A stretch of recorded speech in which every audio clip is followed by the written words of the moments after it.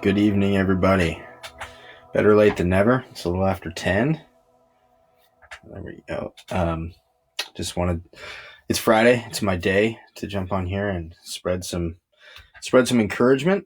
And I just wanted to start with a few thoughts as I've over the last couple of weeks been pondering the what ifs in life and the what ifs around the situation of the current world state. I've had a few moments where I find myself wandering into what I call ego, which is me thinking that somehow my choices can control everything that's happening in the world, which isn't the case.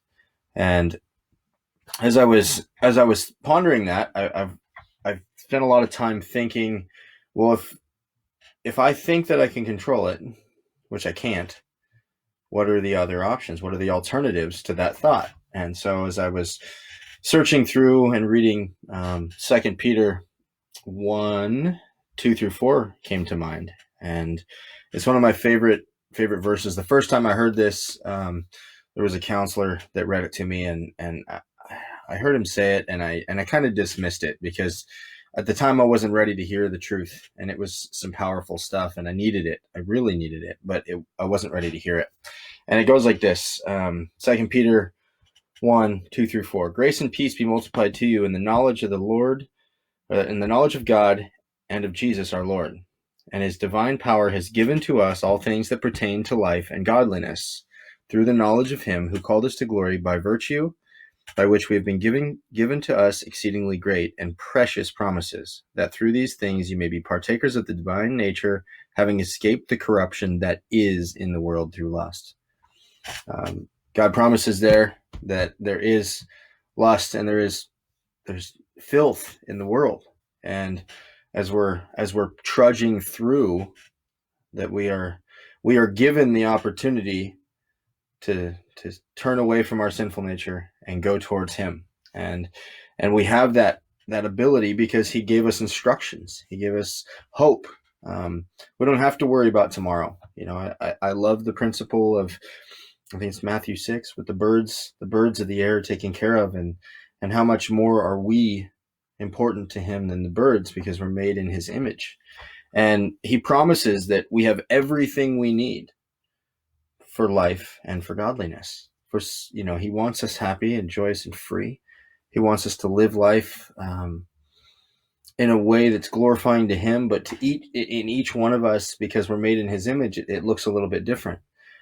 And as we continue to go in this new normal, which is, a lot of it's shut in. I mean, we're spending a lot of time around the people that we live with, and there's tension. And if we choose to look at these, this time together as an opportunity, as opposed to maybe kind of a punishment, so to speak, I think we have a great opportunity to deepen the relationships that we have, not just with God and our Father, but with our family. We're a lot of us are spending more time with our family because they say it's okay, and we get to choose to do that, which is great. And I know that for me, spending time with my family has been both a joy and at times it's been a little trying. The easy one to talk about, because everybody thinks it's okay to say, hey, those little kids are, kind of getting on my nerves. Sometimes my nieces don't understand why they can't leave. They don't understand why, they can't go out, why they can't say hi or can't go into the grocery store. And, it's hard to explain to kids who are, toddlers and younger, what's going on. And as I was looking at that analogy, I was like, man, how frustrated must God get when he tries to explain things to us? He's provided the truth in the Bible here, and we continue to tell him that we've got this. I'll go ahead and drive until we get into trouble. And then we're like, wait a second, maybe you should drive again. I'll go ahead and get back in the passenger seat. And I think that, in these times of trials, we have a couple of choices. We either get to choose to look to the truth, and we get to choose to pick up what God has laid for us in front of us in the Bible, and and the hope that he is, or we get to say, no, I think I got this. I'm going to go ahead and continue walking over here. So as you go into the weekend, remember that God gave you everything you need. it might not feel like it, because things are overwhelming, but through the trouble comes the growth, and through the turmoil, and I like the analogy of when a diamond becomes a diamond, the pressure that, a coal that isn't pressurized enough never becomes a diamond. But if it doesn't stay in there long enough, it's just harder coal. It doesn't ever become a diamond. And through adversity and through these times, we're going to come out better on the other side. And we have a lot of hope knowing that God has a plan for us and that all we have to do is show up.